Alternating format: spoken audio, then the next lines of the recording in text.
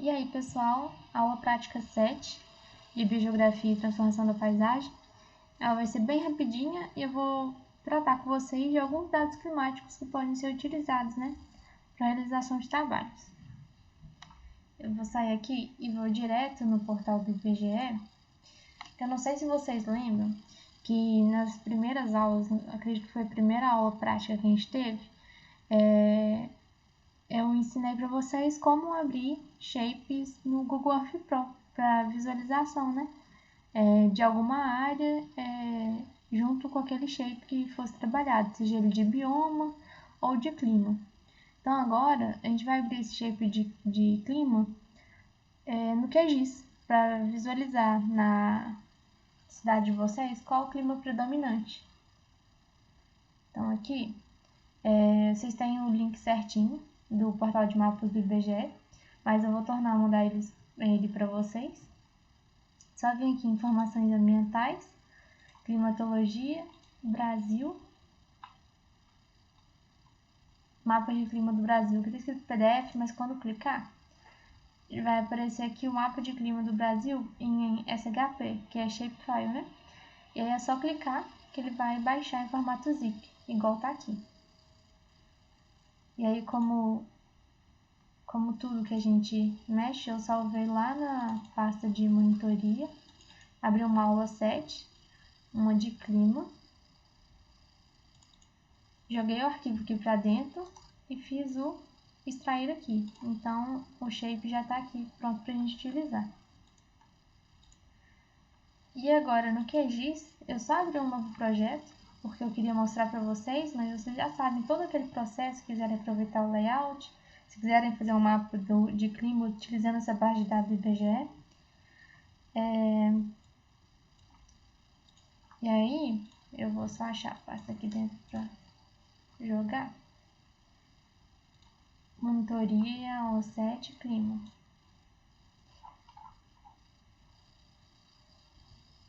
Aqui tá sem projeção, só dá um clique e vem siglas 2000. E ok, vai dar certinho. E aqui tá aquele shape que a gente abriu no Google Earth Pro aquela vez, mas agora no QGIS. E como é que faz para separar, por cores um clima do outro? Propriedades, simbologia, categorizado, que no valor a gente vai selecionar a descrição completa, que isso aqui é uma coluna da tabela de atributos, que tem descrição completa de cada clima que está sendo trabalhado, e classificar. Ele salvou aqui, cada um com uma cor, é só aplicar.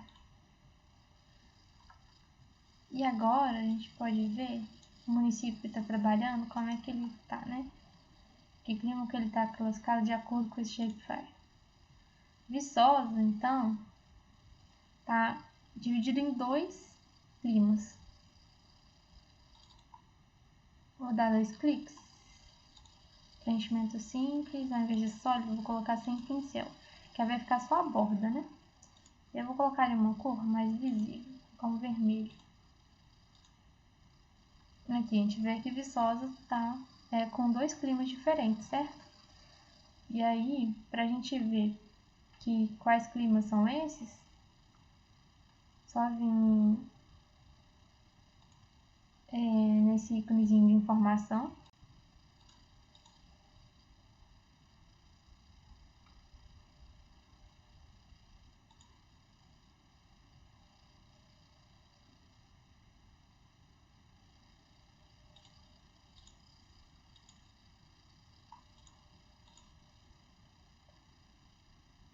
É só clicar e a gente vai ver que clima que é, Aqui é o tropical central.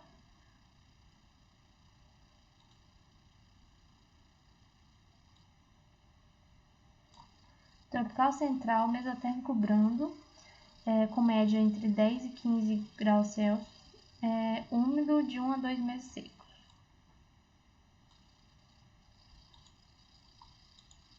E aqui, qual que é o outro? Tropical do Brasil Central, subquente, de média de 15 a 18 graus, em pelo menos um mês. E úmido 3 meses secos. Então, aqui, a gente vê, né, a separação do município de Viçosa, do clima, de acordo com essa base de dados do IBGE. E aí vocês podem fazer isso para visualizar a cidade que vocês estão trabalhando, né? Se quiser inserir no relatório, se quiser fazer um shape, um mapa com esse dado, um layout, aí fica a critério de vocês. E lembrando, né? Caso seja um município, por exemplo, um município muito grande, que pega vários climas diferentes dentro dele, quiser utilizar essa base de dados para fazer mais um mapa, para recortar um shape, Ctrl Shape, que eu não lembro se eu ensinei direitinho para vocês, mas só vir em vetor, geoprocessamento, recortar. A primeira camada é a de clima, a segunda do município. Salva numa pasta, né?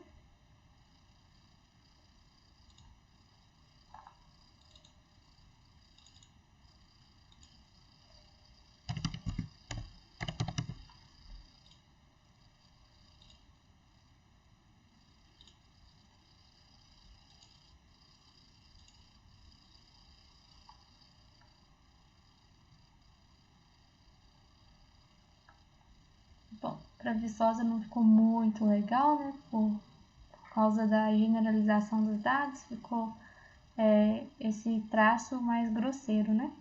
Aqui. Então, poderia ser utilizado, por exemplo, apenas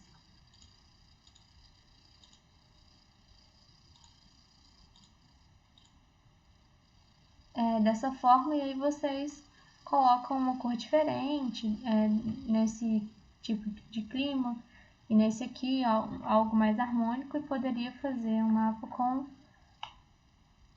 a espacialização do clima dessa forma também.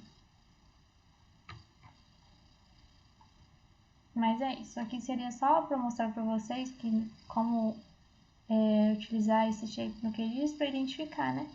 Qual o clima da cidade de vocês de acordo com essa base de dados, com essa classificação climática que foi utilizada para o IBGE. Mas, como disse, fica a critério de vocês, seria apenas uma informação a mais para o relatório, se quisessem especificar o clima. Às vezes uma cidade muito grande vai ter vários, pode pegar áreas de diferenciação do clima muito grande, como nessa região aqui, e talvez fosse interessante colocar. Mas, como disse, fica a critério de vocês, uma aula extra. E aqui, voltando para os nossos dados climáticos, eu vou mostrar para vocês como pode ser utilizado dados da plataforma Chelsea, como exemplo. Então, o que é o Chelsea, né? São dados de climatologia considerados de alta resolução para a superfície da Terra. Esse dado de alta resolução ele é considerado de 1 km, porque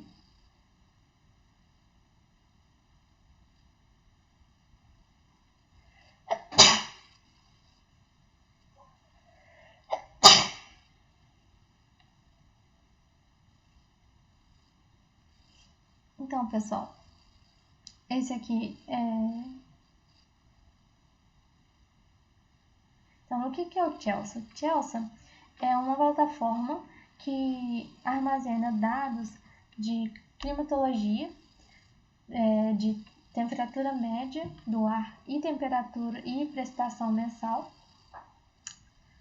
Então, né, o que é os dados do Chelsea? O Chelsea é uma plataforma que armazena dados de climatologia de alta resolução para a superfície da Terra.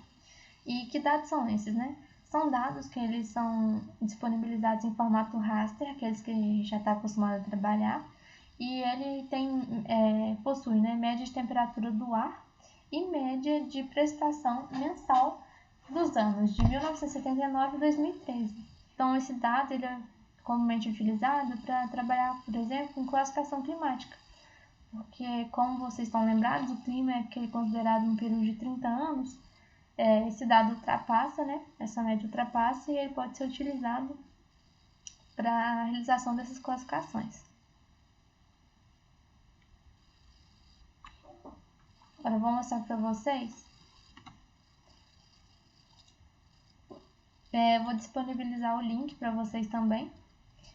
Mas aqui eu só vou dar um exemplo, né, de como pode ser baixado esses dados. Aqui da plataforma do Chelsea. Aqui na versão 1.2, só clicar.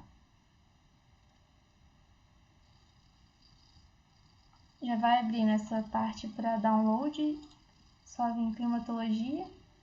Aqui tem precipitação. Aqui tem Chelsea, precipitação 01, quer dizer janeiro, né? Até o 12, que é de dezembro. Então, essa é a média de dados, que, como eu tinha explicado, é a média da temperatura, esse aqui da precipitação mensal, é dos anos de 1979 a 2013. Então, como explicado, né? Por exemplo, esse raster aqui, o que ele vai ser? Ele vai ser uma média da precipitação do mês de janeiro, considerando os anos de 1979 a 2013. É um raster com a média de todos esses anos para o mês de janeiro. Para fazer um download, é só clicar aqui em fazer download do arquivo. E vai começar o download aqui. Eu não vou terminar de carregar porque eu já tenho.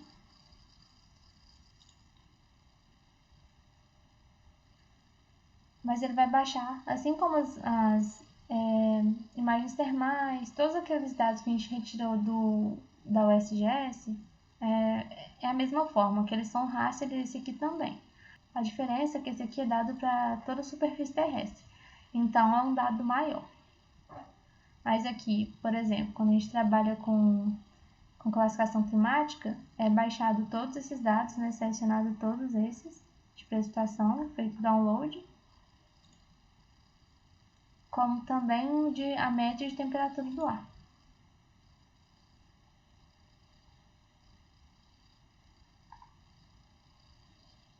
Então, da mesma forma, esse aqui é a média de temperatura do ar dos anos, né? 79 a 2013 para o mês de janeiro. E aí faria o download da mesma forma, só clicar aqui. Depois de feito esse download, é só abrir no QGIS, como todas as outras, a gente trabalhou com imagens, né? Satélite, esse aqui não é uma imagem de satélite, mas abrir da mesma forma no QGIS.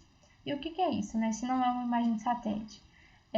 Os dados do Chelsea é uma união dos dados conseguidos através de sondas oceânicas, imagens de satélite, balão meteorológico, dados de estação climatológica.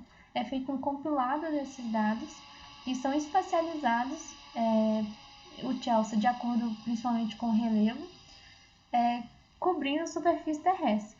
E por que esse é um dado importante, né? Porque como vocês sabem, os dados de temperatura do ar geralmente utilizados nos estudos são aqueles provenientes das estações meteorológicas. Só que o Brasil tem uma extensão territorial muito grande, né? E a gente não tem estação suficiente, estação oficial, que cubra todo o território. Então, esses dados podem vir de subsídio, de auxílio a estudos que, em locais, por exemplo, que a disposição dessas estações meteorológicas com os dados seja escassa. Então, baixado esses dados, eu só fiz um aqui no PowerPoint, como que a gente pode trabalhar com esses dados. Por que eu não fiz ele no QGIS? Ia ficar uma aula muito extensa e é um pouco mais complexo do que aquilo que eu já ensinei para vocês. Então, eu vou mostrar aqui o que pode ser feito com esses dados, que eu já realizei com esses dados no laboratório do professor Edson. E aqueles que tiverem interesse, quiserem fazer para a sua cidade, né, que estão trabalhando na disciplina, vocês podem ir numa monitoria que eu atendo, que são nos dias de terça e quarta, 2 horas, que eu ensino para vocês, para quem tiver interesse de trabalhar com esses dados.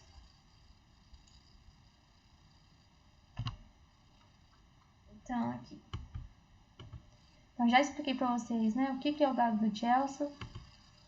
E aqui, depois que a gente faz o download daquele dado, coloca numa pasta, eu joguei no QGIS e é assim que ele aparece, né? Ele vai aparecer em escala de cinza, como todas as outras imagens, que a gente tem costume de trabalhar os outros rasters, só que esse eu só vim naquela mesma condição que eu já expliquei para vocês, simbologia, banda simples, salsa cor, e adicionei uma rampa de cores que serve para temperatura, que é do azul representando mais frio ao vermelho representando as áreas mais quentes. Então aqui está a espacialização desse dado para a superfície terrestre. A gente percebe, né, que as áreas mais frias e as porções mais quentes. Aqui esse dado está com essa quantidade, né, então um pouco elevada, que a gente tem costume, é porque o dado de temperatura do Chelsea ele vem multiplicado por 10. Então, posteriormente, era só fazer a divisão desses valores por 10 para encontrar o valor real em temperatura Celsius para o município que fosse trabalhado. Então, esse é o raster de temperatura média do mês de janeiro.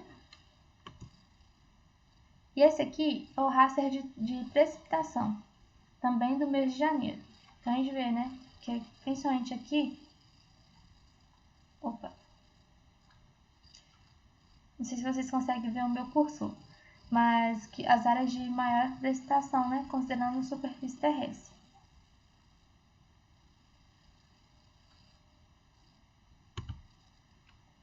E o que pode ser feito com esses dados, né? Aqui eu dei um exemplo de um mapa simples feito para o município de Viçosa. Então, aqui eu recortei aquele raster que estava para a superfície terrestre inteira, eu recortei ele para a minha área de estudo, e ele ficou dessa forma. Então, o que eu fiz? Para entender, né, como que deu a espacialização dessa temperatura, que foi de 17,7 a 18,9, esse aqui, né, eu peguei como exemplo o mês de julho. Então, e para entender essa espacialização, eu utilizei um mapa de altitude. Então, o que eu percebi? Que nas porções mais baixas do município, a gente tinha temperaturas um pouco mais elevadas. Enquanto nas porções mais altas, que aqui nos espigões do município de Viçosa, a gente tinha as temperaturas mais baixas, né? Então, a temperatura mais baixa estava sobre o vale no município, e as temperaturas mais altas sobre o vale no município, e as temperaturas mais baixas sobre as porções mais altas do município. Então, a gente vê nessa relação que é intrínseca da distribuição da temperatura com a altitude do município. Aqui eu fiz a mesma coisa para o município de Viçosa, no caso com a precipitação. A precipitação também é representativa do mês de julho. E aqui a gente vê, né, que porção mais baixa a gente tem uma quantidade inferior de precipitação. E nas porções mais altas, uma quantidade um pouco mais expressiva. São 10 milímetros de diferença aproximadamente. Mas da mesma forma, né, a gente consegue estabelecer essa relação com as feições do relevo, com a altitude do município. E aí, o que pode ser feito? Existem vários tipos de classificação climática, e eu vou dar exemplo para vocês de uma classificação climática denominada Classificação Climática de Novaes. Ela é recente, ela está sendo, né, aprimorada, mas ela foi registrada em 2019 e que utiliza dados do Chelsea para auxiliar nesse tipo de classificação climática, né, que envolve maior detalhamento dessa classificação, podendo ser utilizada a nível de município. Então, para a realização desse tipo de classificação, alguns processos são utilizados. Aqui eu dei um exemplo, aquele raster de precipitação para a superfície terrestre inteira, eu apenas aproximei para o município de Viçosa e joguei meu shape de município de Viçosa aqui. Esses pontos são selecionados aleatoriamente, mas de acordo com a diferenciação de altitude do município. Então, são criados shape de pontos, em que a gente coloca pontos espalhados, né, no entorno e dentro do município, para a gente conseguir extrair informações desses locais. Aqui foram utilizados, né, um exagero de 545 pontos para testagem desses dados, tanto para precipitação como para temperatura, e a gente utiliza a convergência desses dados para a realização do chamado balanço hídrico. O que é isso? Né? Onde a gente vai poder colocar esses dados em uma planilha que vai trazer para a gente a relação de precipitação total, de evapotranspiração potencial, que é muito utilizada nas classificações climáticas, de déficit hídrico, excedente hídrico, todos esses dados importantes para realizar esse tipo de classificação. Então, espacializados esses dados, né, a partir de uma criação de shape, esses dados são retirados, então é dado uma convergência, né, dos pontos com os pixels do raster, e cada ponto vai ser extraído com o valor desse raster de precipitação e temperatura, que são jogados em uma planilha eletrônica, organizados dessa forma com temperatura e precipitação, e depois vão ser direcionados para essa planilha. Essa é a planilha de balanço hídrico climatológico de Centelhes, muito utilizada nas classificações climáticas e também utilizada para a classificação climática do Novaes, que é essa que eu estou exemplificando. Esse aqui é um exemplo com ponto 446, então aqui estão os dados organizados, né? De janeiro a dezembro, de temperatura de precipitação. Aqui a gente tem a precipitação anual daquele local, né, onde o ponto está representando. E aqui a gente tem a evapotranspiração potencial, déficit hídrico e excedente hídrico. O que essa evapotranspiração potencial significa para a gente? Ela dá a contagem de meses secos. Então, aqui nessa coluna, onde todos os dados estão negativos, eles são contados por quantidade, então aqui vão ser 6 meses secos, né? Que são 6 meses em que essa evapotranspiração potencial foi negativa. E aí esse dado de cada ponto é passado para uma outra planilha. Essa aqui é só recortei uma planilha simples do Excel, e aí por ponto é anotado, né? Esse ponto 1, de acordo com essa coordenada, ele tem quantos meses secos? Foram 6, e assim por diante. Em cada ponto foi feito aquele processo, feita a contagem de meses secos e anotado. Posteriormente, como eu tenho as coordenadas de cada ponto que foi criado naqueles processos anteriores, quando eu jogar ele para o QGIS, ele vai me dar informação, né? Eu vou conseguir ter a relação do ponto exatamente, porque eu tenho a coordenada dele com os meses secos que ele representa. Então, a gente vai ver a variação dentro do município de meses secos. Às vezes vão ter partes que vão existir de 8 a 11 meses secos, enquanto de outras partes dentro do mesmo município vai ser de 6 a 7 meses secos no ano. Aqui é um exemplo de como fica quando a gente joga aquela espacialização, aqueles dados, né, de meses secos para o QGIS e utiliza uma ferramenta chamada Spline. Então, é realizada uma interpolação desses dados, né, como eles são em dados pontuais, é realizada essa ferramenta do Spline para espacializar esses dados, de forma a haver uma suavização, né, em relação aos seus dados numéricos. Então, aqui, o que a gente percebe? O verde mais escuro está representando 8 meses secos, enquanto o verde mais claro representando 6 meses secos. Então, não sei se vocês lembram, né? Eu vou voltar aqui. O que a gente percebe quando a gente observa o mapa de altitude do município? Que no vale, a gente tem uma evidência de que a gente tem uma diferença de meses secos quando observado o resto do município. Então, aqui, por exemplo, a gente tem 8 meses secos sobre o vale, enquanto nas demais áreas apenas 6 meses secos. Então, a gente vê uma diferença, né, de 2 meses, de uma diferença maior de precipitação, dentro do mesmo município. Então, a gente consegue ver como se dá essa variação, né? Mesmo em uma escala tão pequena. Então, esse é só um exemplo de uma etapa utilizada nesse tipo de classificação climática. A gente pega dados de temperatura, pega dados de precipitação, faz uma relação entre esses dados, faz o balanço hídrico por pontos, e aí a gente consegue ver, né, como é essa diferença, tanto da condição da temperatura, da precipitação e da relação de meses secos dentro de um mesmo município. Dentro das classificações climáticas, né, a gente tem hierarquias.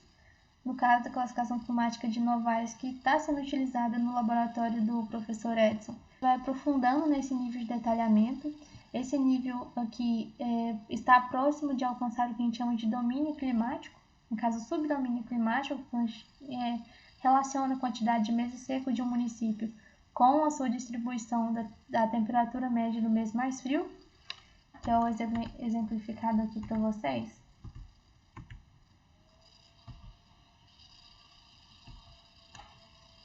Do mês de julho, que é o mês mais frio do município de Viçosa. Então, a gente faz uma relação dessa distribuição da temperatura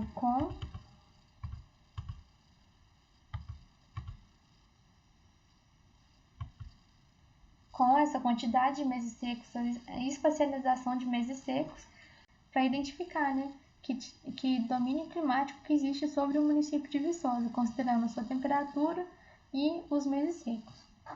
E aí a gente pode ir aprimorando essa classificação climática, né? Como eu falei, chegando a um nível de detalhamento maior, passando por tipos climáticos, subtipos, mesoclimas e topoclimas. Então eu vou só exemplificar agora por fim para vocês, porque para Viçosa a gente chegou na classificação climática de Novaes a nível de mesoclima, ou seja, são 3 etapas superiores a essa que eu acabei de exemplificar para vocês. Então, é gerado um mapa desse tipo, em que a gente consegue identificar, né, aqui a espacialização de meses secos. Essa área mais branca está representando de 8 a 11 meses secos. Essa área mais verdinha aqui está exemplificando um tipo climático que ele tem temperatura mais amena, enquanto nos demais espaços do município tem temperaturas um pouco mais elevadas. E aqui essas linhas cinzas, que estão todas demarcando o município, são os mesoclimas que a gente conseguiu diferenciar. Então, cada parte cada número romano, ele representa um mesoclima diferente, em que ele tem características diferentes. E aí não mais, como a gente está aprofundando numa análise, não mais só temperatura e precipitação, a gente adiciona dados, né, como falei, de altitude, de cobertura da terra, para fazer chegar a esse nível de detalhamento e separar o clima do município em pequenos outros. Essas aqui são as referências utilizadas. Mas então, hoje era apenas isso que eu tinha para mostrar para vocês. Então, deixando claro que essa é uma aula extra. Quem quiser utilizar os dados do IBGE para o trabalho, fiquem à vontade. Quem quiser aprender um pouco mais sobre os dados do Chelsea e como trabalhar eles no QGIS, é só ir na minha monitoria, repetindo de terça e quartas 2 horas, que para quem tiver interesse, eu ensino a utilizar. Mas então é isso, pessoal. Até a próxima!